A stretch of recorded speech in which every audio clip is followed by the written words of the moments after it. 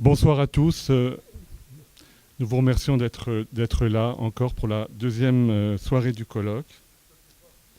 D'accord. Je vais le prendre comme ça peut-être. Il y a quelques semaines, mon père m'a proposé de le remplacer pour inaugurer ce colloque. Il m'a dit « Je n'ai pas envie de parler cette année ». Mais c'était juste sa manière à lui de me faire un cadeau. Alors Shmuel a dit « Non, non, non, ça ne va pas, vous allez parler tous les deux ». Je vous remercie donc tous les deux. Je voudrais partager ici une réflexion à partir de mon expérience de l'étude du Talmud qui nous mènera au sujet de ce soir. Le Talmud, très schématiquement, ce sont des marloquettes, des discussions, des controverses entre rabbins sur des problèmes très précis, parfois même presque techniques. Et à la fin, l'opinion d'un rabbin est retenue. C'est la halakha, c'est la loi pour ce temps-là. Quand j'ai commencé à étudier le Talmud, je ne comprenais rien, ni de quoi ça parlait, ni vers où cela allait. Les problématiques abordées ne m'intéressaient pas. Les processus de raisonnement se déroulaient hors de toute logique apparente. Et les dénouements, dont j'attendais une lumière, me semblaient briller surtout par l'arbitraire qui présidait au choix de la halakha. Je soupirais, mais je m'accrochais. Mon ami rabbin avait accepté ma proposition d'étudier avec lui, le Rav Rassaf Tabachnik, je voulais citer son nom, et je ne voulais pas le décevoir. Ça a continué comme ça pendant un bon moment. Était-ce par lassitude ? L'esprit d'un enfant qui s'ennuie à l'école s'évade, et le mien a fait pareil. Je réduisais l'opinion d'un rabbin à une forme, ou bien je l'habillais d'une couleur, ou encore je l'associais à un chiffre, qui, en s'additionnant avec d'autres chiffres, formait une sorte de guématria ludique. Ne trouvant pas de sens, mon esprit créait des concepts, je m'amusais. J'ai continué longtemps ainsi à passer de l'un à l'autre, d'une recherche de sens impossible à trouver à cette récréation dans le monde des représentations. Et puis un jour, quelque chose s'est passé. La recherche laborieuse d'un côté et le divertissement léger de l'autre se sont rejoints. Ces deux manières de voir se sont superposées, l'une au-dessus de l'autre. Il ne s'agissait plus successivement de passer du concret à l'abstrait, de l'objet de l'étude à sa représentation, comme cela avait été le cas jusque-là dans cette errance à la recherche du sens. Il s'agissait maintenant d'étudier à travers les deux façons de voir, en même temps, de manière simultanée, de manière coïncidence. On se saisit de la chose à partir de son concept, écrit Emmanuel Levinas dans Liberté et Commandement. C'était exactement ça. Et si je ne comprenais toujours pas de quoi le Talmud parlait, avais-je au moins compris pourquoi on l'étudiait. Voilà ce que j'avais compris. Je reprends les étapes du processus. Vous étudiez, vous cherchez un sens et vous placez une grille de lecture entre vous et ce que vous étudiez. C'est la grille, qu'est-ce que ça veut dire ? L'esprit va alors se focaliser sur une seule chose, la recherche du sens. Mais en plaçant cette grille entre vous et ce que vous observez, vous voyez moins bien. Une grille, avec ses barreaux entrecroisés, elle cache aussi des choses. Alors pour mieux voir, vous allez la tourner dans tous les sens pour déplacer les barreaux afin de révéler les parties qui vous étaient jusque-là dissimulées et vous finirez par attraper une vision quasi complète de la réalité de ce que vous observez. Et là, généralement, vous trouvez un sens. Mais qu'est-ce qu'il se passe, comme c'est le cas ici dans l'étude du Talmud, lorsque vous ne trouvez pas de sens ? L'esprit crée alors une seconde grille, celle du concept et de la représentation, la grille que vous avez créée en vous amusant. Et après le temps nécessaire pour vous familiariser en jouant avec ces notions de concept et de représentation, cette seconde grille vient se positionner parallèlement à la première. Seulement maintenant, vous avez doublé le nombre de barreaux entrecroisés, tout s'obscurcit encore plus. Ce que vous cherchez à observer, vous le voyez par fragments, à travers les fenêtres laissées par la combinaison des grilles. Et vous aurez beau tourner vos grilles dans tous les sens, vous n'obtiendrez jamais aucune vision complète de la réalité. Alors qu'est-ce que vous allez faire ? Vous allez chercher la lumière pour mieux voir. Et elle vient d'où la lumière ? Elle vient d'en haut, elle vient du ciel. Et c'est intuitivement que vous allez basculer et faire basculer en même temps que vous ce que vous êtes en train d'observer pour mieux recevoir la lumière d'en haut. Vous allez passer d'une observation située sur un axe horizontal à une observation située sur un axe vertical. La lumière venant du ciel, c'est instinctivement que vous allez la chercher pour mieux éclairer ce que vous observez.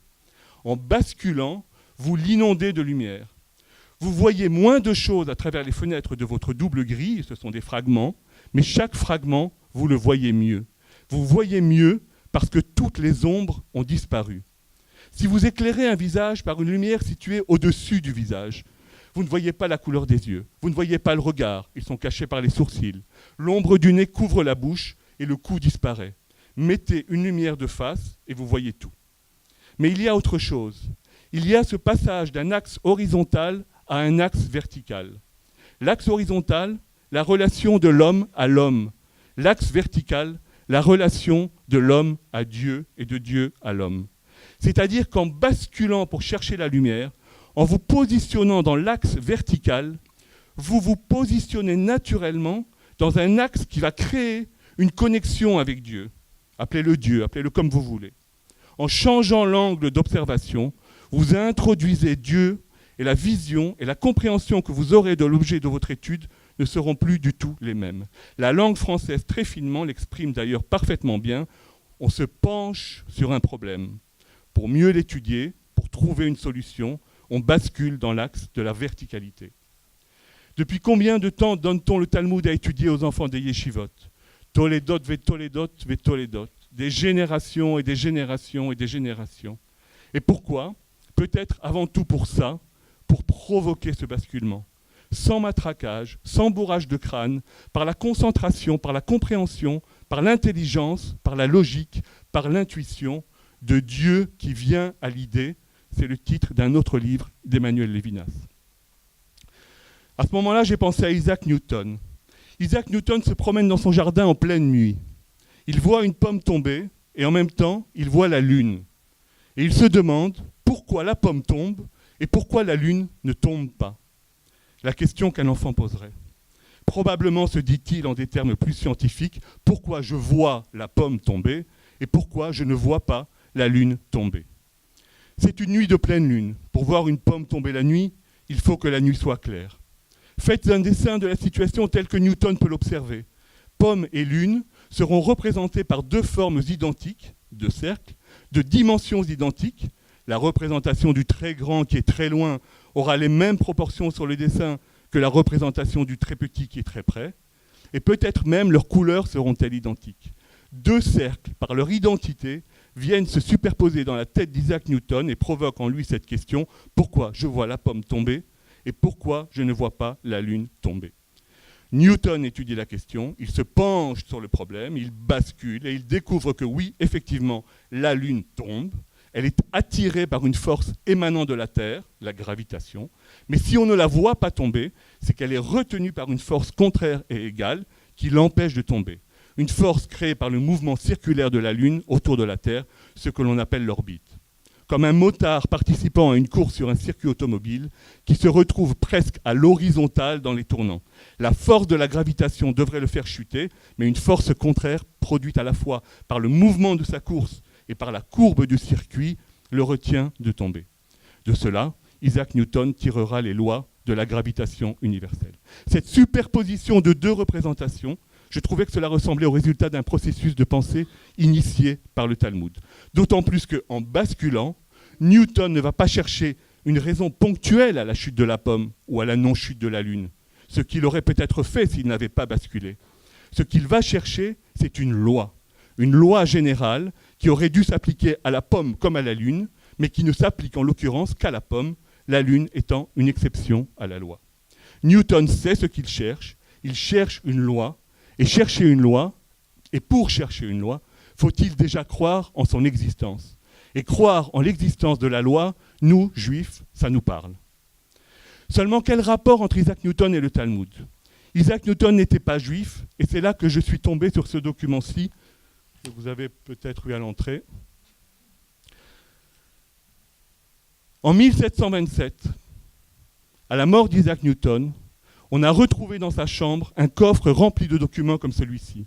Ce coffre et son contenu sont tombés dans l'oubli pendant 200 ans jusqu'en 1936, où ils ont réapparu lors d'une vente publique. De ces documents, on va apprendre ceci. Toute sa vie d'homme, Newton s'est intéressé au judaïsme. Sa connaissance en était même très profonde. Voici quelques-unes de ses références, la Megillah d'Esther en araméen, Vaikra Rabba, les commentaires de Sadia Agaon. Ibn Ezra, Rashi, Sifra et beaucoup d'autres. On a trouvé des passages recopiés de sa main du Talmud de Babylone et du Talmud de Jérusalem en latin, mais aussi en hébreu, ainsi qu'un manuscrit intitulé Sur Maïmonide, avec des extraits du Mishneh Torah. Newton a étudié les mesures du temple de Salomon, qui était selon lui un microcosme du monde révélant le travail de Dieu.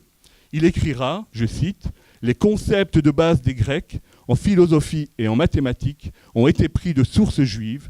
Les Grecs ont retardé la datation de leur histoire de 300 à 400 ans pour cacher le fait qu'ils ont pris leurs idées des Bnei Israël, du peuple juif. » Tous ces documents révèlent aussi que Newton rejetait évidemment le dogme chrétien, ce qui était très sévèrement puni à cette époque, d'où la dissimulation.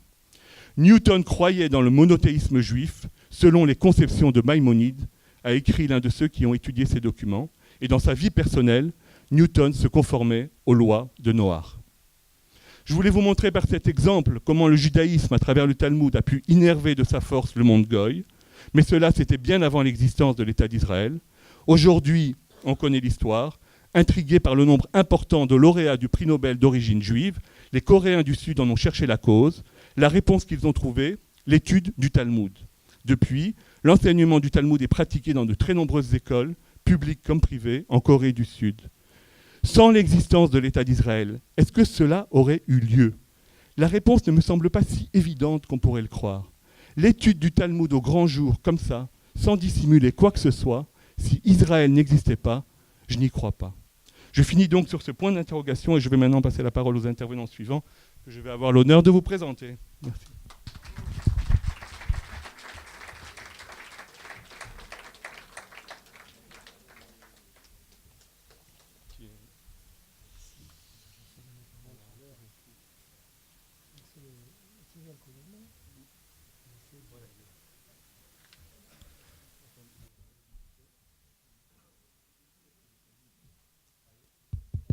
On m'entend?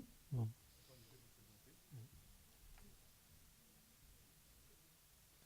Donc Thierry Alcolumbre est agrégé de lettres classiques, docteur en philosophie, professeur associé à l'université de Bar-Ilan. Il co-dirige la revue Perspective de l'université hébraïque de Jérusalem. Parmi ses publications, Mallarmé, la poétique du théâtre et de l'écriture, chez Minard, et Maïmonide et le problème de la personne, aux éditions Vrin. Merci. Merci beaucoup, merci pour cette introduction. Est-ce qu'on m'entend bien?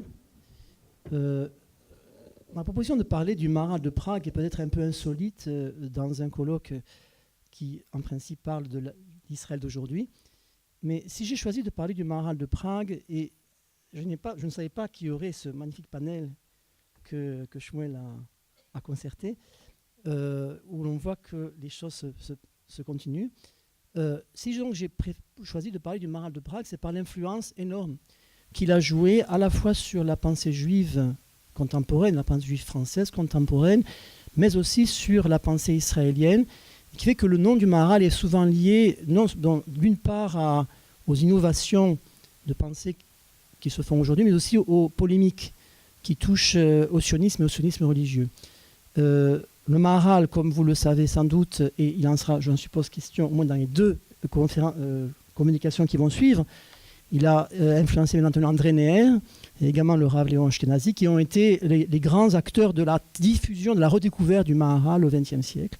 D'autre part, il a énormément influencé le sionisme religieux, le sionisme du Rav Kook. Mais c'est précisément pour cela qu'il est objet de polémique, parce que précisément dans la polémique qui accuse sans cesse le sionisme religieux de racisme, de particularisme, c'est très souvent le nom du Maharal qui apparaît, parce que la doctrine du Maharal concernant le choix d'Israël et l'importance, la sainteté de la terre d'Israël a joué un très grand rôle dans la constitution de la pensée du Rav Kook, et c'est ce qu'on lui reproche malheureusement. Donc il m'a semblé que c'était intéressant, précisément sur ce point, de me concentrer de prendre comme point de départ la différence qu'il y a, d'après le Maharal de Prague, entre le judaïsme, les juifs et les nations. Et à partir de là, de montrer, précisément sur ce point qui pourrait sembler litigieux et problématique, de montrer que c'est là que se joue, dans la pensée du Maharal de Prague, le thème de la délivrance universelle, du rôle des juifs et d'Israël dans la délivrance, la Géoula, la délivrance universelle. Ce sont bien entendu des thèmes qui sont en sourdine dans le Maharal de Prague, qui parle d'abord pour les Juifs et pour le judaïsme, et d'autre part ne pas oublier qu'à l'époque où il vit, il est limité d'une part par la situation politique des Juifs sous contrôle et sous tutelle de l'Empire austro-hongrois, et également sous le régime de la censure. Et beaucoup de textes du Maharal ont été censurés, c'est par des recoupements qu'on peut retrouver ce qu'il a pu dire par ailleurs. Donc on est bien sûr limité dans cette investigation. Alors, pour commencer, je partirai d'abord ce thème de la différence, de la définition de différence qui existe entre l'humanité en général et Israël. Je partirai de ce thème, de cette Mishnah des Pirkei Avot, que le Maharal commente dans son livre Derech Chaim. Chaviv Adam, chez Nivra Betselem, l'homme est cher aux yeux du Créateur parce qu'il a été créé selon le Tselem, la ressemblance au Créateur. L'homme a, tout homme a en lui cette étincelle qui lui vient de son Créateur. Et on peut y voir, il y a plusieurs interprétations, explications. Pour le Maharal de Prague, il s'agit à la fois de la pensée, de l'intellect, mais aussi une sorte de lumière qui se voit dans le visage et à laquelle tout homme participe. Maintenant, l'homme, c'est d'abord Adam, c'est l'homme, le premier homme, et c'est ensuite tous les hommes qui descendent de Adam. C'est le thème des générations, qui va, d'ailleurs ce thème-là va ensuite, je pense que le Dr Shavit en parlera, va entraîner le thème des Toladot chez le Rav Ashkenazi, cette idée que les nations qui vont naître à partir de Adam constituent l'humanité dans son entier. D'après le Midrash, que le Maharal reprend, il y a 70 nations, et ces 70 nations, elles ont une valeur cosmique. Elles ne sont pas par hasard, mais elles correspondent à un certain ordre cosmique.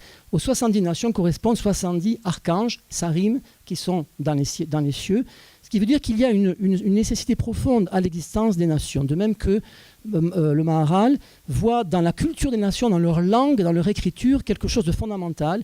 Chaque nation a ce qu'il appelle une forme, si vous voulez, un esprit qui lui est propre et qui donc rend son existence nécessaire dans le monde.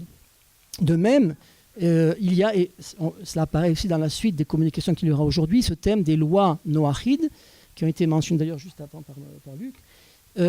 Cette loi noachide, les lois de Noach, l'on voit que les nations aussi ont leur Torah, n'est-ce pas? Et que ces 7 lois noachides, elles aussi, elles s'inscrivent dans un ordre universel et cosmique. Cela dit, à partir de là, pourquoi Israël?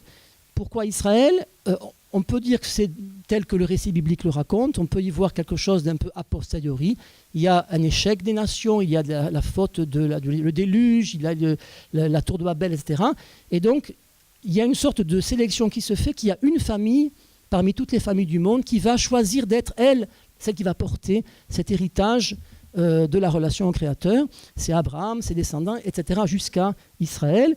Maintenant, Israël n'est pas seulement un peuple qui est né en dernier parce qu'il vient à la fin des nations, il a aussi une valeur primordiale. C'est-à-dire que la pensée d'Israël, Marshavatam chez Israël, précède la création. Et donc on a cette ambivalence que d'une part c'est un peuple qui vient en dernier, mais d'autre part c'est un peuple qui est le Bechor, qui est l'aîné, qui était prévu à l'origine.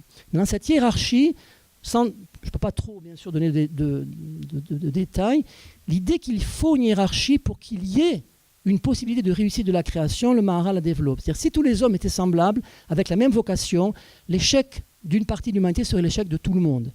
Alors que s'il y a une hiérarchie, alors une partie a des chances de réussir et elle entraîne avec elle la réussite de l'ensemble. Et c'est le cas d'Israël. C'est-à-dire qu'Israël ne vaut pas seulement pour lui, sa réussite, sa vocation vaut pour l'humanité entière qu'il entraîne vers lui, même si pour l'instant on parle avant tout d'Israël parce que c'est sur Israël qu'il faut travailler. Et là, c'est là qu'apparaît le texte, je veux dire, le plus gênant du Maharal de Prague. Des rédacteurs récents qui voulaient parler de l'humanisme du Maharal sont choqués par ce texte, et c'est sur ce texte que je voudrais particulièrement travailler. Dans ce même passage des Derech Chaim que j'ai cité, le Maharal précise que c'est vrai que tout homme, effectivement, descendant de Adam, a en lui le Tselem, et lui, cette ressemblance. Cependant, le Maharal dit, chez les nations, ce Tselem est pratiquement invisible, il est pratiquement occulté, pratiquement secondaire. Et c'est en fait Israël qui est véritablement ce Adam. Et de citer un passage du Talmud qui dit, sur un passage de Yechezkel, Adam Atem kruyim Adam, ve'en umot haolam kruyot Adam. Vous, Israël, vous êtes appelés Adam, et non pas les nations. Alors tout de suite, on va dire, ben voilà, c'est du racisme parce qu'on a exclu de l'humanité l'ensemble des nations. Mais en fait, ce n'est pas du tout le sens de ce passage. En fait, le terme de Adam est à distinguer d'autres termes. Adam, c'est Adam le premier homme. Il y a aussi Enoch, il y a aussi Ish. Et en fait, cette idée que qu'Israël représente Adam en tant que collectif, Adam en tant que personnalité qui englobe toutes les autres, si vous voulez, identité collective, cela se retrouve en Israël. Ce qui veut dire que toutes les nations, elles ont leur existence, elles ont leur légitimité, mais chacun a sa particularité et son originalité. Et Israël, le seul capable, c'est peut-être de l'orgueil, mais c'est en tout cas ce que Maharal peut-être rêve, de synthétiser tout l'ensemble de l'humanité parce qu'il est l'aîné précisément. Donc cette préférence d'Israël, cette appellation d'Adam, elle n'a pas pour but d'exclure les nations de l'humanité, à Dieu ne plaise, mais de montrer que celui qui représente cette totalité universelle, c'est bien Israël. Il y aura cependant des termes, effectivement, qui vont poser également problème, qu'on en parlera par la suite. Et il faut ajouter aussi que, c'est important de préciser cela, tout ce que je vais dire ici sur la différence entre Israël et les nations concerne bien entendu la collectivité, ce n'est pas des individus. Quand on va dire que Israël, c'est l'univers, bon, chacun peut être en lui quelque chose, mais il s'agit surtout de la collectivité. Maintenant, je voudrais quand même essayer de mieux comprendre cette différence entre Israël et l'humanité, parce qu'on a vu comment l'humanité, elle est justifiée dans son existence. Toutes les nations, au moins ces 70 nations primordiales, elles ont leur importance, leur légitimité. Donc pourquoi faut-il qu'elles soient en quelque sorte disqualifiées de ce statut universel, tout en étant existantes, mais elles en sont disqualifiées au profit d'Israël. Alors, il faut un peu revenir sur le thème de la chute de Adam Arishon, Chet Adam Arishon. Là aussi, un thème qui n'est pas tellement développé dans une perspective, je dirais, des Lumières, de la modernité, du libéralisme, où on n'aime pas trop rappeler ces thèmes-là, qui rappellent plus le christianisme d'ailleurs, la faute originelle, le péché originel. Il faut bien sûr distinguer ce que le judaïsme entend par Chet Adam Arishon et ce que les théologiens chrétiens comprennent par ce terme. En gros, là aussi, il faut aller très vite, mais je veux simplement signaler une ou deux idées importantes qui vont nous aider à progresser. Qu'est-ce que c'est que la faute du premier homme de Adam? Dans le principe, il s'agit en fait que l'homme qui est comme un Dieu, l'homme est à la ressemblance de son Créateur, précisément parce qu'il veut être à la ressemblance de son Créateur, il se détache de son Créateur, il se détourne de son Créateur et il devient une créature pour elle-même. Et c'est cela ce qu'on appelle la chute. C'est-à-dire qu'en se détachant de son Créateur pour être lui-même, il s'en éloigne. Et il descend, il chute à l'intérieur du monde que le Créateur a créé pour lui, mais qui devient désormais une sorte d'entité autonome. En d'autres termes, il s'enfonce dans ce que le Maharal appelle la matière, opposée à la forme, ou dans ce qu'on pourrait appeler la nature, opposée à, en fait, l'au-delà. Maintenant, cette chute, elle est également, on le trouve dans le thème du Midrash, aussi dans la Kabbale, on l'a décrit aussi sous cette image, ce mythe apparemment du serpent. Le serpent qui a séduit Ève, et il y a ce thème assez effrayant du serpent qui aurait même une relation quasiment physique avec Ève et qui aurait insufflé dans Ève sa souillure. C'est un thème extrêmement fort. De quoi s'agit-il ici? Cette idée qu'après cette situation de chute, le monde dans toute son intégralité descend et se transforme. La nature n'est plus la nature. La nature est une sous-nature en fait. La nature devient imparfaite, entachée de manque et de privation. L'homme devient mortel, la terre devient stérile. Il faut travailler la terre, comme vous savez dans le récit biblique, mais aussi l'homme, c'est de là, à partir de là qu'il faut toute l'industrie de l'homme et la civilisation humaine pour essayer de rattraper ce défaut qui a été inclus dans la nature.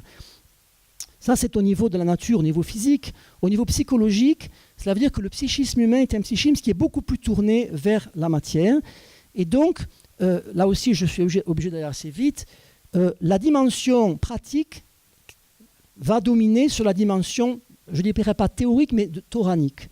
C'est-à-dire qu'il ne s'agit pas seulement de la contemplation, il s'agit aussi de l'action, mais l'action de l'homme, elle est beaucoup plus dirigée vers lui-même et vers le monde, et c'est là le développement des arts et métiers. Les arts et métiers, d'un côté, c'est une chose merveilleuse, l'homme transforme le monde par son industrie, le pain ne pousse pas sur les arbres, c'est l'homme qui fabrique le pain, c'est une chose extraordinaire, mais en même temps, il y a un scandale. Pourquoi les animaux, le Maharal cite ce midrash dans le Tiferet Israël, pourquoi est-ce qu'on n'a jamais vu un lion portefaix ou un renard boutiquier commerçant? Pourquoi est-ce que l'homme doit employer son industrie à sa survie alors que les animaux ils trouvent leur nourriture immédiatement dans la nature? Donc il y a ici le résultat d'une chute. Ça c'est au niveau psychique, le psychisme humain est gouverné par, je dirais, même dans son aspect parmi les plus dignes, par la dimension technique, mais qui occulte une dimension qui devrait être de là. Enfin, au niveau moral, et c'est là le plus grave, puisque l'homme est un être qui a besoin de jouir, qui désire, et ça c'est très bien d'un côté, mais de l'autre côté, lorsque toute sa vie est orientée par ce désir de jouissance, par une forme donc, d'égoïsme, il y a encore un risque d'une part d'oublier le caractère et aussi de commettre le mal et les fautes, d'où ensuite effectivement cette corruption de l'humanité, ces fautes qu'on raconte dans la Bible, avec notamment l'idolâtrie, le meurtre, etc. En fait, les trois grandes fautes capitales, l'idolâtrie, meurtre et débauche. Cette dimension morale, ce problème moral est désigné par le Midrash suivi par le Maharal comme l'influence du serpent. Le serpent a insufflé sa zoama, sa souillure, à l'intérieur de l'espèce humaine, et c'est cela qui pose ce problème à la fois psychologique et moral. Seul ce qui va se passer avec Israël, c'est qu'Israël réussit, grâce à sa montée au mont Sinaï, son approche du mont Sinaï et le don de la Torah, à être libéré de cette emprise du serpent. Pascha Zohamatam, c'est-à-dire que cette souillure du serpent qu'il y avait en tout homme, elle a été supprimée d'Israël, même si elle revient partiellement avec la faute du veau d'or, mais elle est supprimée, ce qui veut dire, au niveau moral, qu'il y a en Israël la possibilité, encore une fois, je parle de la collectivité, cette possibilité d'ouvrir leur culture et d'ouvrir leur société à ce qui va venir d'en haut. Maintenant, je voudrais me retarder ici sur ce thème du péché originel. Quand le Maharal fait l'opposition entre les nations et Israël, il va dire une chose qui pourrait nous sembler, qui paraît scandaleuse, qui va dire, chez les nations, la matière domine sur la forme. Chez Israël, la forme domine la matière. Chez les nations, s'il y a une faute, cette faute touche les sens. Alors que dans Israël, quand une faute se fait, elle ne touche pas les sens, elle est beaucoup plus facilement réparable parce qu'elle était comme un accident de l'essence. Maintenant, cette idée d'une faute qui touche les sens, cette idée de la matière qui domine la forme, elle peut faire penser à la doctrine du péché originel tel qu'il il est débattu dans le christianisme à l'époque. Du point de vue du christianisme, et notamment toute cette filiation qui va de Saint Paul, Saint Augustin, Luther, Calvin, cette idée que la nature humaine comme telle est pourrie, est corrompue, que l'homme n'a absolument aucune chance de s'en sortir, qu'il est condamné de façon tragique à la faute. Quoi qu'il fasse, il va fauter, même s'il veut faire le bien, il fait le mal. Cette idée, donc, dont la seule sortie, la seule issue, c'est la grâce. C'est la grâce et c'est la foi. La foi dans la personne de Jésus. Maintenant, cette idée donc de prédestination et de grâce, ça va occuper les théologiens chrétiens, notamment à l'époque donc au XVIe et XVIIe siècle. Réforme et contre-réforme sont les grands débats et on fait brûler des gens à cause de leurs opinions sur ce débat-là. C'est intéressant de voir que le Maharal, il a quelque chose, quand il parle des nations, il dit d'une chose qui ressemble, pas totalement, mais qui ressemble assez bien à ce que les chrétiens, les théologiens chrétiens à son époque. C'est-à-dire que l'homme, en tant qu'homme, quand il n'a pas eu encore cette révélation d'Israël, il est livré. Il est livré à son désir, à ses instincts, à la sorte de fatalité de la nature dans laquelle il s'est enfoncé. La seule différence cependant pour le Maharal, et en ça c'est la filiation juive, c'est d'une part il affirme le libre arbitre, il continue d'affirmer le libre arbitre. Le libre arbitre n'était pas nié par les chrétiens, d'ailleurs c'est nous le problème qu'ils avaient. Comment concilier le libre arbitre avec ce terme de la grâce? C'était un problème de la doctrine chrétienne, mais il affirme le libre arbitre, la possibilité du retour de la teshuva, l'importance également des lois noachides, l'importance pour les nations, même si elles ne se convertissent pas, il y a aussi cette possibilité de se convertir, mais tout homme peut être un juste des nations, il peut être chassid ou motaolam. Et le Maharal cite cet enseignement du Talmud, Goy chez Osek Batora, Adif mi Kohen Gadol Amaharetz. C'est-à-dire qu'un non-juif qui étudie la Torah, et ça nous rappelle d'ailleurs ce que vous avez dans votre introduction, le non-juif qui étudie la Torah est supérieur à un Kohen Gadol, le Kohen qui entre dans le Saint des Saints, qui serait ignorant. Il faut tout de suite cependant nuancer. quand il étudie la Torah, la partie de la Torah qui le concerne lui, c'est-à-dire les lois noachides. Mais étudier la Torah d'Israël en général, ça peut être dangereux pour un non-juif. Il peut en mourir. Donc il faut savoir cette nuance. Mais ça correspond exactement à ce rôle, à cette fonction réciproque des non-juifs et d'Israël par rapport à la Torah. Alors, à partir de là, l'histoire, voilà la chute d'Adam Arishon, l'histoire de l'humanité, l'histoire d'Israël, et cette histoire de la relation entre les nations et Israël, je ne veux pas prolonger là-dessus parce que ce sont des thèmes qui sont connus. Peut-être qu'ensuite, d'ailleurs, ça sera évoqué à propos des Malchouyot notamment. Donc je passe rapidement ce thème-là, seulement le fait que les nations devraient appuyer Israël, puisque le salut des nations passe par leur appui à Israël, comme les fils cadets doivent appuyer le fils aîné. Mais malheureusement, très souvent, ce qui se passe, c'est que les nations s'opposent à Israël, soit parce qu'il y a une contrariété fondamentale de culture, comme dans le cas des grandes cultures comme l'Égypte ou les Araméens de la Bande ou Édom, la culture romaine. Il y a une opposition fondamentale, soit à la fin des temps, lorsqu'il y a cette annonce effrayante de Gog et Magog, où finalement cette guerre de Gog et Magog, c'est toutes les nations dans leur opposition à Israël et en fait à Dieu, qui essaient d'arrêter l'émergence de cette délivrance. Et c'est un paradoxe.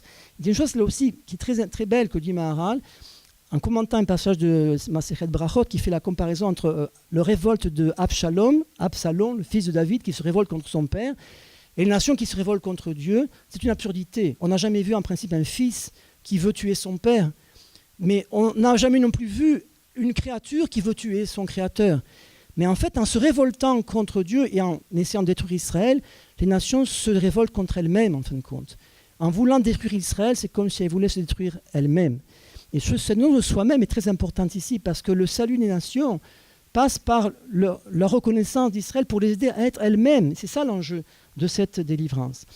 On arrive au temps messianique, l'espoir de délivrance. Là aussi, je rencontre un thème chrétien. Le salut vient des Juifs. Le salut vient des Juifs dans l'évangile de Jean, mais quand on dit le salut vient des Juifs, on pense la personne qui vient des Juifs, c'est Jésus. Non, le salut vient des Juifs, mais parce qu'il faut étudier la Torah des Juifs, il faut étudier les lois noachides, et il faut reconnaître le rôle que je peux jouer pour vous, Israël.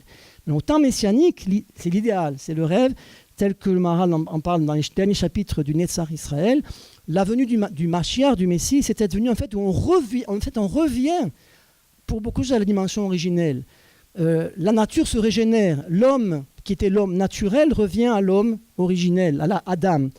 Et Maharal dit que même pour l'opinion, il y a différentes opinions dans le Talmud sur qu'est-ce que c'est que l'être messianique, même pour l'opinion qui dit que rien ne sera changé du point de vue de la nature, que les lois de la nature resteront les mêmes, même dans cette opinion-là, il y a une élévation de la nature qui revient à son fonctionnement de principe. La terre devient fertile, on enfante sans douleur, etc. etc. Et d'autre part, l'ensemble de la création arrive à sa plénitude. Et ça se décrit par un chant, par le cantique. Et donc c'est là aussi un petit clin d'œil aux créateurs, aux artistes, même si le Maharal parle surtout de la perfection de la création, pardon. L'idée de départ, c'est que le monde, la création chante au moment des temps messianiques. Et le sommet de cela, c'est le temple. Vous savez, il y a la bibliothèque de Givatram, il y a ce magnifique vitrail de Ardon, où on voit cette prophétie de Yeshaya ou de Isaïe, où les nations viennent vers le mont du temple et détruisent les armes pour en faire des charrues, etc. Le temple, c'est Beth Hashem, c'est la maison. La maison, c'est le lieu de l'accueil. Et c'est le lieu, nous dit le Maharal, où la relation entre les nations, pas seulement Israël, les nations et Dieu sera Beretsem, par leur propre identité elles-mêmes. C'est-à-dire que les nations se trouvent elles-mêmes dans leur relation à Dieu. Donc je terminerai ce magnifique message d'espoir par une petite anecdote, mais qui me semble tout à fait caractéristique de la vision du Maharal. En 1585, un humaniste français du nom de Jacques Bongard, qui est un érudit, qui a fait des travaux d'histoire, qui a aussi un rôle politique, il voyage, il va faire un itinéraire de Vienne à Constantinople, et il s'arrête à Prague. À Prague, il entre en contact avec le Maharal de Prague et lui demande son aide parce qu'il veut apprendre l'hébreu.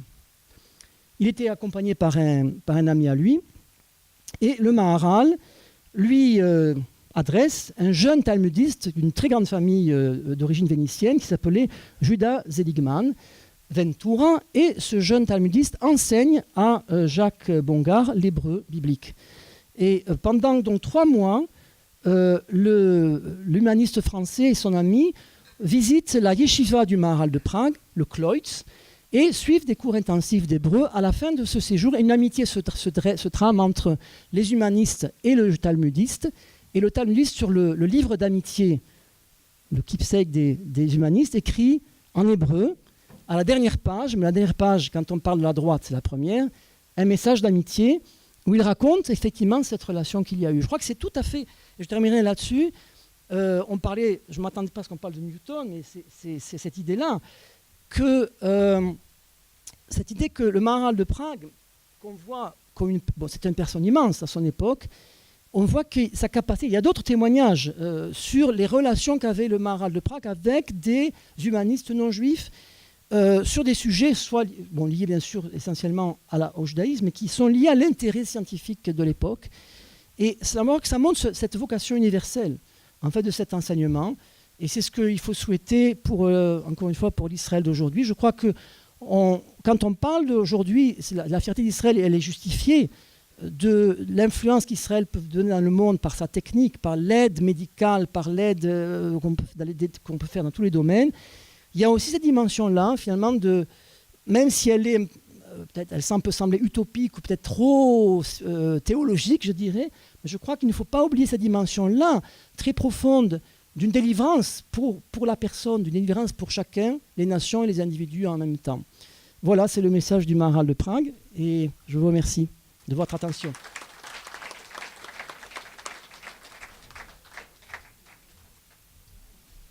Merci Thierry.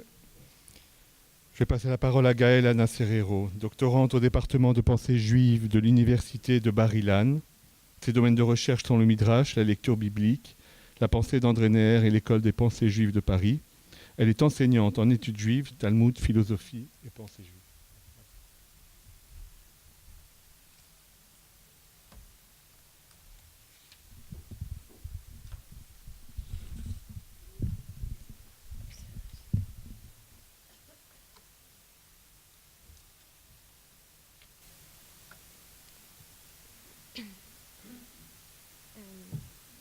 Bonsoir.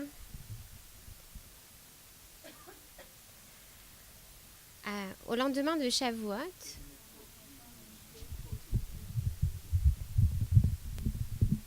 mais il faut que je vois mes feuilles. Il faut pas que je me mette trop ça devant, sinon je vais y arriver. Sinon je peux les tenir. Au lendemain de Shavuot, André Neher marche dans Jérusalem libérée. Et, dit-il, en allant au Kotel, il entend une voix. Cette voix qu'il appelle, c'est la voix de sa mère. C'est la même que celle entendue par Moïse depuis le cœur du buisson ardent. À cela près qu'elle a cette fois des accents féminins.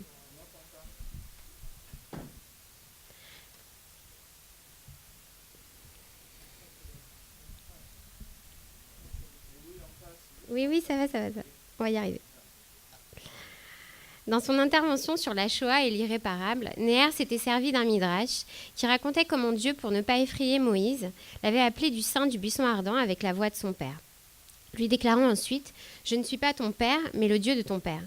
Cette fois-ci, Neher utilise le même midrash dans tes portes, Jérusalem, mais à cela près que la voix qui sort du buisson ardent n'est pas celui de son père, mais celle de sa mère, reliant ainsi la souffrance inconsolable de la Shoah à la joie inégalable d'entrer dans Jérusalem libérée. L'irréparable face à l'irremplaçable, comme deux extrêmes d'une même intensité, comme les deux extrémités de l'âme juive qui rencontre Dieu, soit dans l'horreur et la douleur, soit dans la joie et la délivrance. Dialectique maharalienne, d'après Neher. À cela près écrit-il alors que c'était comme sortie du buisson ardent, la voix de ma mère que j'entendais m'appeler à travers les pierres du mur, du Kotel à Maharavi.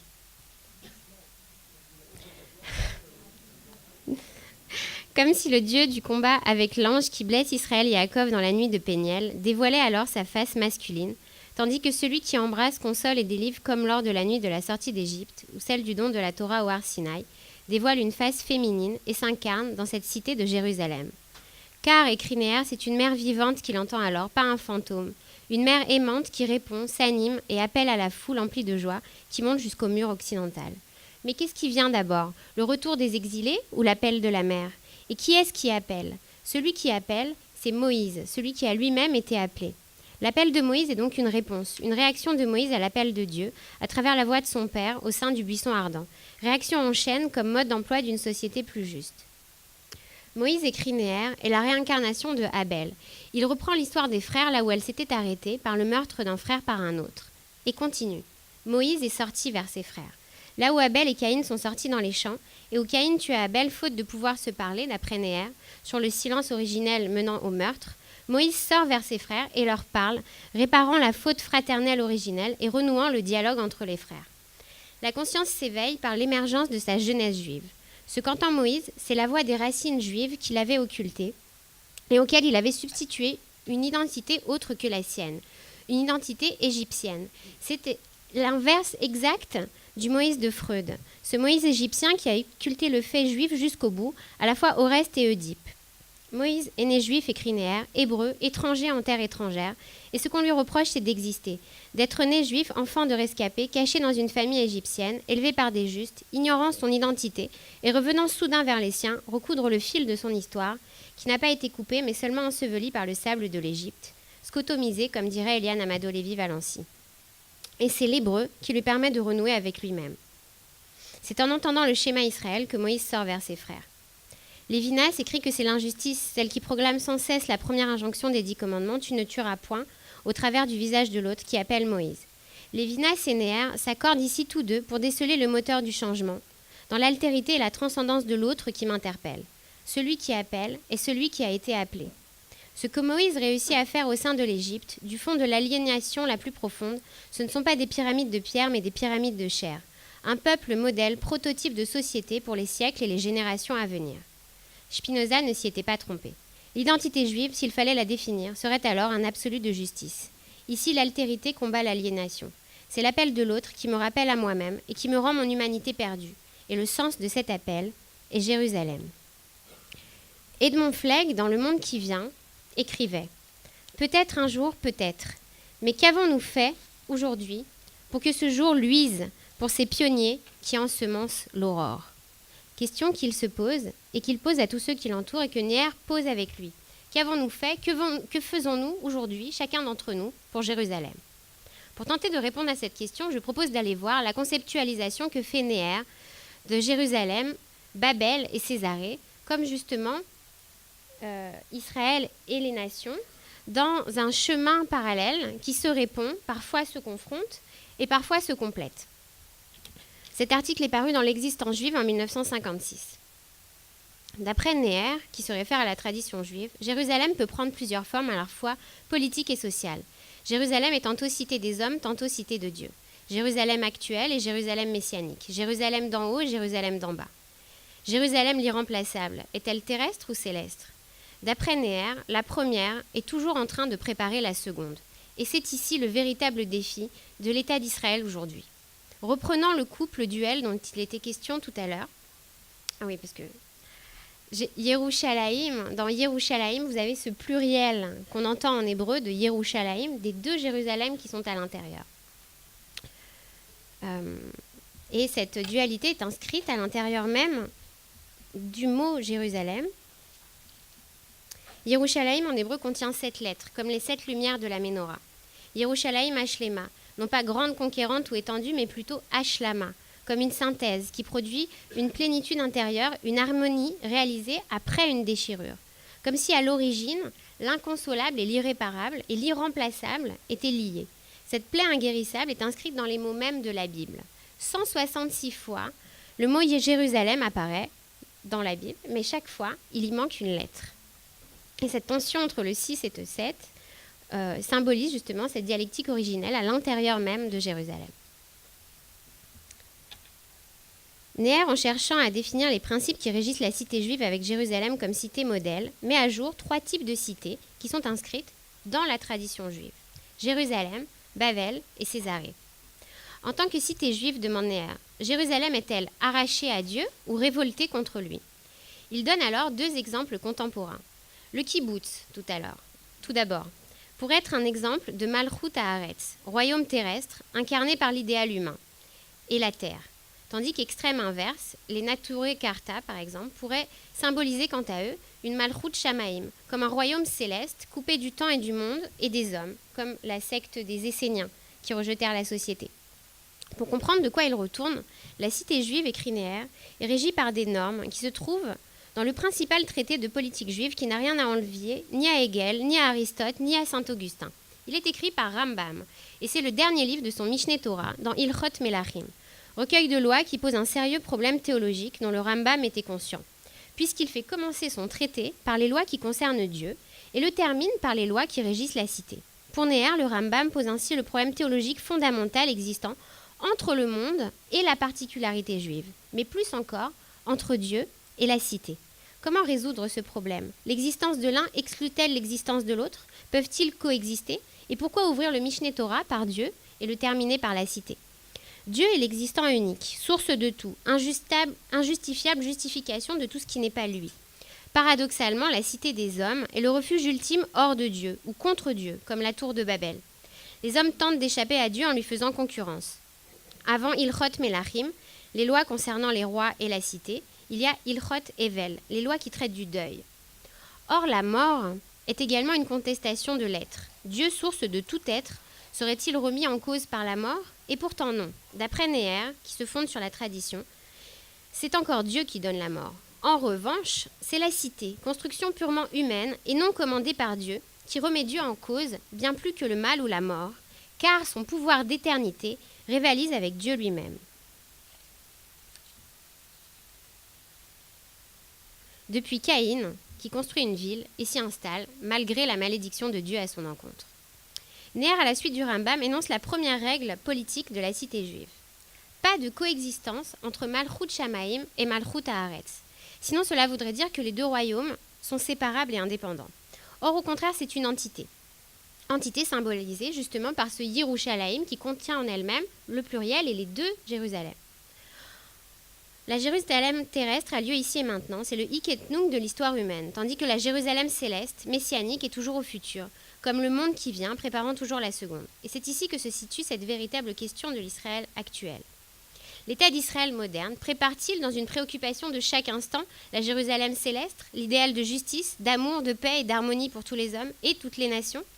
Vaste problème qui repose sur une tension à la fois intérieure et extérieure. Une tension intérieure au sein du peuple, se réclame-t-il oui ou non de Jérusalem? Et une tension extérieure, en dehors d'autres royaumes, les Malchouyot justement, se mesure-t-il ou se réclame-t-il également de Jérusalem? C'est ici qu'interviennent les 2 autres types de cités, Babel et Jérusalem. D'ailleurs, le Rambam, dans son Ilchot Melachim, insère les lois relatives au monde non juif, telles que les lois noachides, la diplomatie, la guerre, qui seraient 3 formes de relations que Jérusalem pourrait entretenir avec les autres royaumes.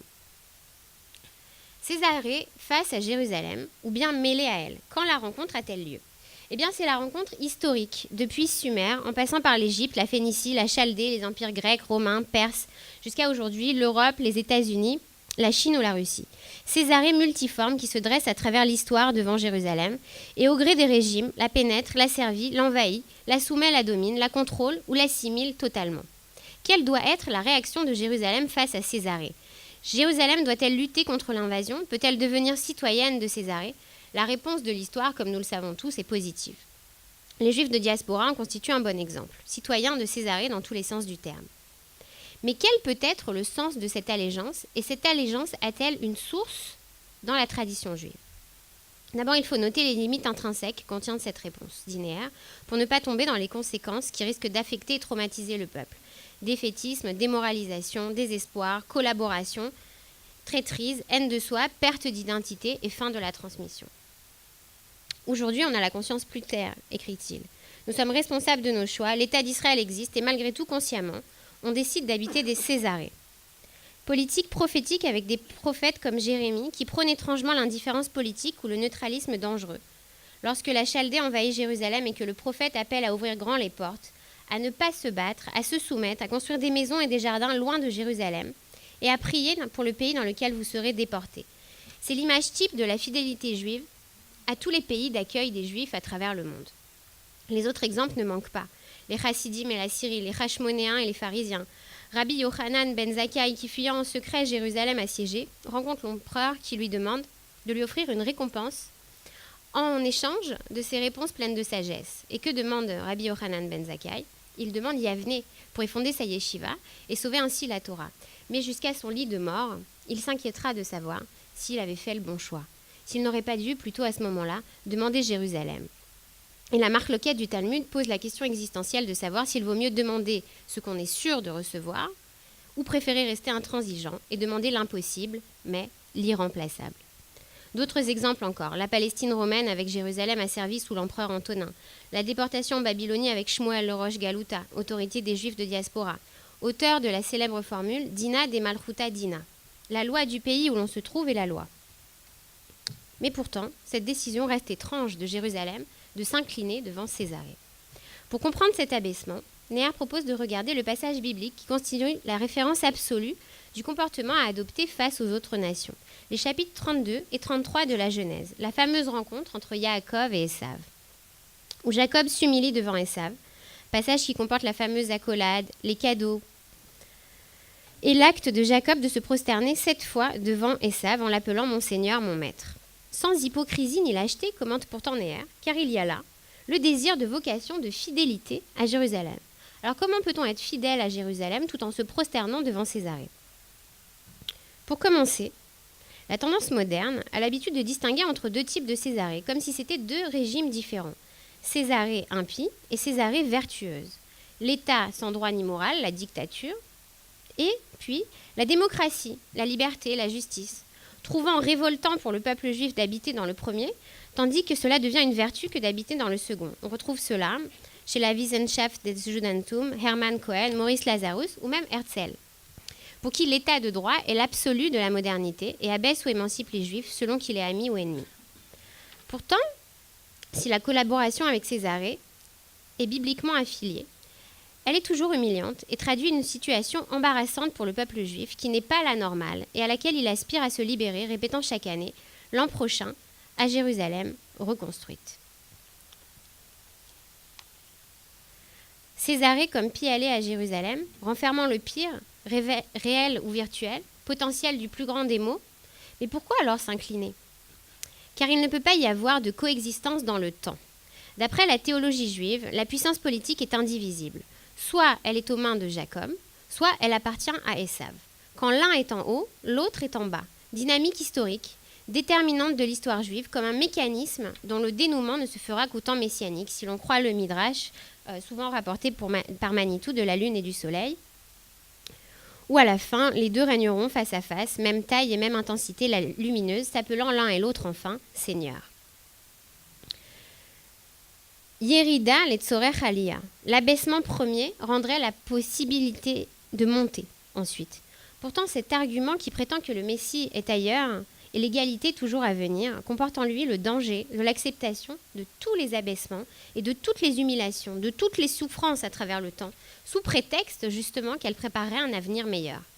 Cette infinie patience d'un monde toujours à venir peut devenir le prétexte et l'excuse pour supporter jusqu'à l'insupportable et pour basculer de l'irremplaçable à l'insupportable et à l'impardonnable, devenant ainsi une sorte de doctrine de l'autruche qui attend toujours le Messie sous le fouet des éternels bourreaux.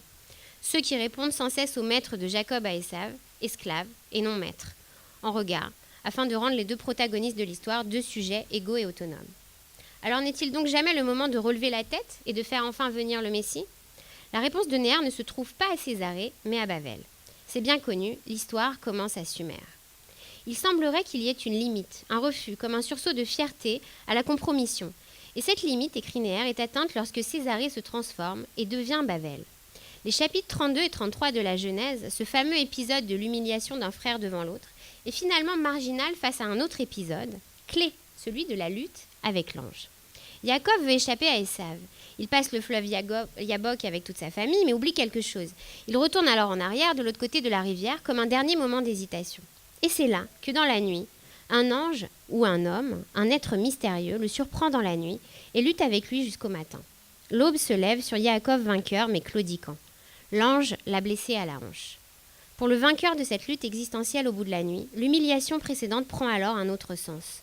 Comme un processus de patience infinie qui amène avec elle cette victoire contre l'ange. D'après Neher, les 2 épisodes bibliques correspondent à 2 aspects politiques de la cité. La première rencontre entre les frères est celle de l'incarnation historique des cités, des empires, des royaumes qui se heurtent les uns aux autres, tandis que la lutte avec l'ange illustre la rencontre avec Babel. 2 aspects politiques différents, mais également 2 moments différents. Il faut bien distinguer entre Esav, dans le premier passage, et l'ange d'Esav, dans le second. Cet ange est le prince, le sar, ou encore le principe, le concept absolu de l'essence de la cité. Et on revient à ce fameux conflit dont parlait le Rambam dans Ilchot Melachim. Le véritable enjeu du conflit premier entre Dieu et la cité des hommes se dévoile donc quand Babel se tresse devant Jérusalem. La cité construite par Caïn puis Nimrod, incarnée par Esav, tire ses principes de l'animalité de l'homme, comme chez Hobbes, plutôt que du mythe du bon sauvage de Rousseau. Afin de cesser d'être un loup pour l'homme, les humains se regroupent en cité pour mieux se protéger et se faire la guerre. Le Talmud dit qu'au bout d'une longue discussion qui dura toute la nuit, nos sages conclurent au matin qu'il aurait mieux fallu que l'homme ne soit pas créé. Le mythe fondateur de Rome est l'histoire de ces 2 jumeaux que l'oncle a voulu tuer à la naissance et qui reviennent fonder la ville à l'endroit même où leur oncle a tenté de les noyer. Ils se tuent entre eux après l'observation des augures, l'enjeu étant le pouvoir. Qui sera le maître de Rome? Combien de vautours voit-il dans le ciel? Et qui les a vus le premier? N'arrivant pas à s'accorder, Romulus tue Rémus et devient le fondateur de Rome dans la violence et le sang de son frère. Serait-ce une répétition ancestrale du geste de Caïn? La tour de Babel, association des hommes pour monter une tour qui ferait pâlir Dieu lui-même, une seule langue, un projet commun, une seule technique. L'idéal en somme, l'unité de l'homme réalisée face à l'unité de Dieu. Toute la terre était une seule langue, Safa Achat, Dvarim Achudim, mot polysémique pour dire soit des paroles unies, donc une seule langue, soit des choses fermées, Dvarim Achudim, des choses fermées, exégèse néérienne.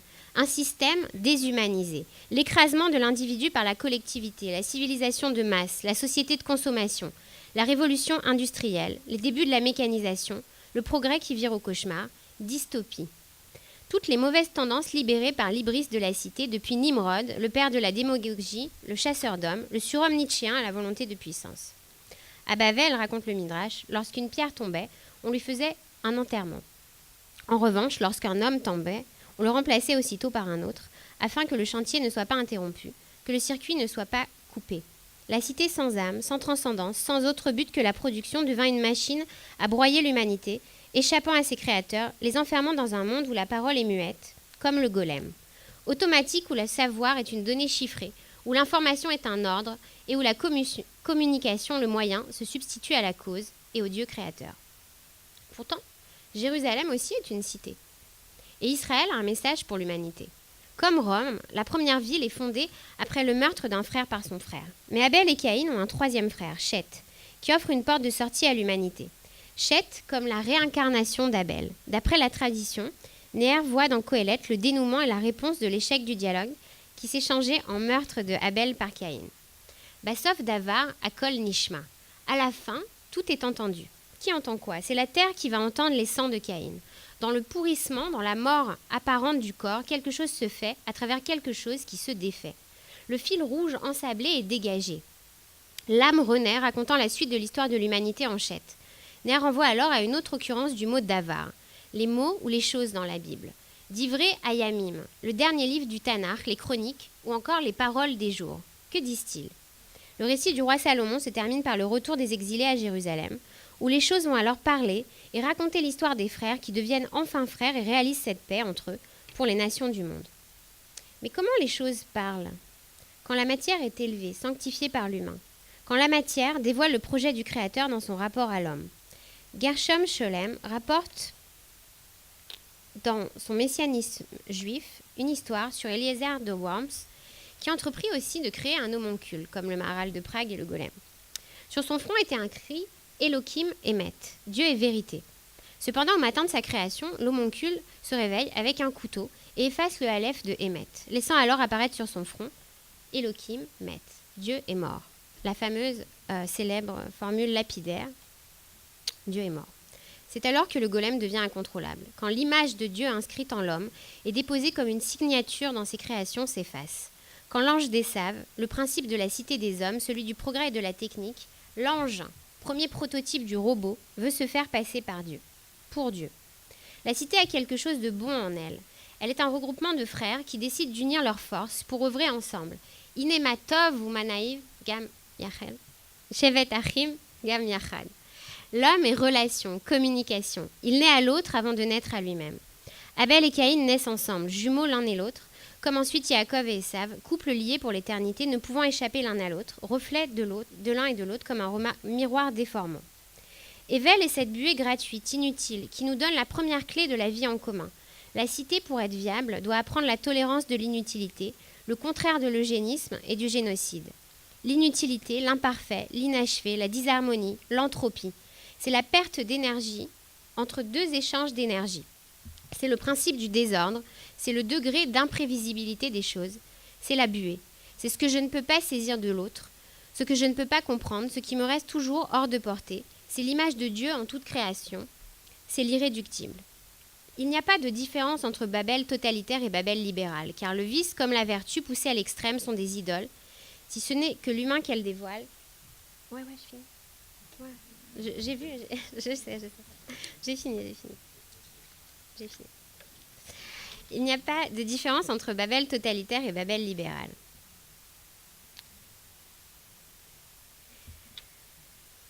Et c'est le moment où Jérusalem doit se dresser pour rappeler l'imparfait, l'irremplaçable, l'inconsolable, l'impardonnable et l'inachevé qu'elle incarne dans la société et dans le monde, comme mémoire de l'humain et témoignage de l'alliance possible entre l'immanent et le transcendant.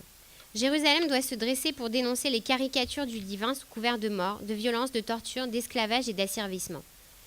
Jérusalem comme rappel inéluctable et vital de l'écart entre l'essence et l'existence. Le progrès est une bénédiction. L'homme multiplie son pouvoir, ses connaissances, sa communication et son information. Il allonge sa vie et rallonge son but. Il utilise la matière et bâtit des cathédrales qui traversent le temps. Mais dans quel but ? Dina de Malchuta Dina. Ner rapporte maintenant une autre exégèse, celle du Zohar, qui diffère de celle de la tradition. La seule justice est celle de la Malchut, de la royauté. La seule justice est celle de Dieu, il est le seul juge absolu. Il ne faut s'incliner ni devant les hommes, ni devant les nations. Dieu est le seul roi, et l'homme, esclave de Dieu, réceptacle de la loi, est libre de toute contingence.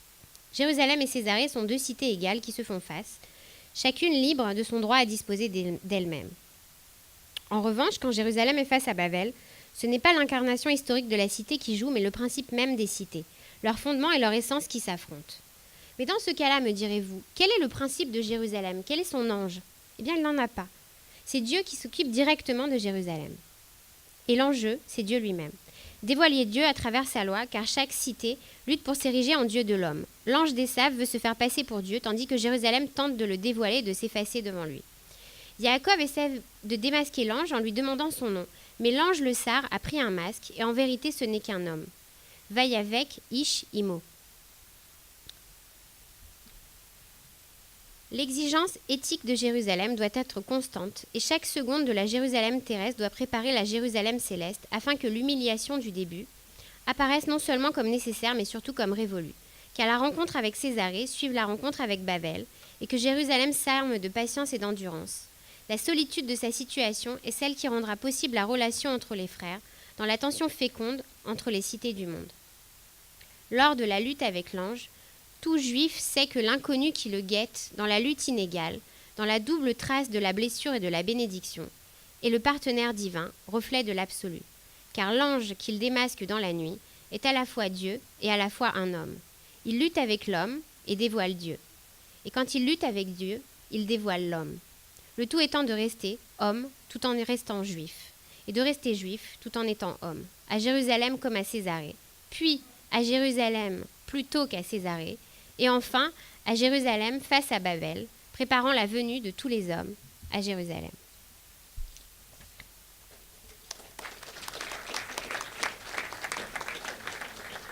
excusez-moi. J'ai fait une demi-heure exacte, c'était ça qui était prévu.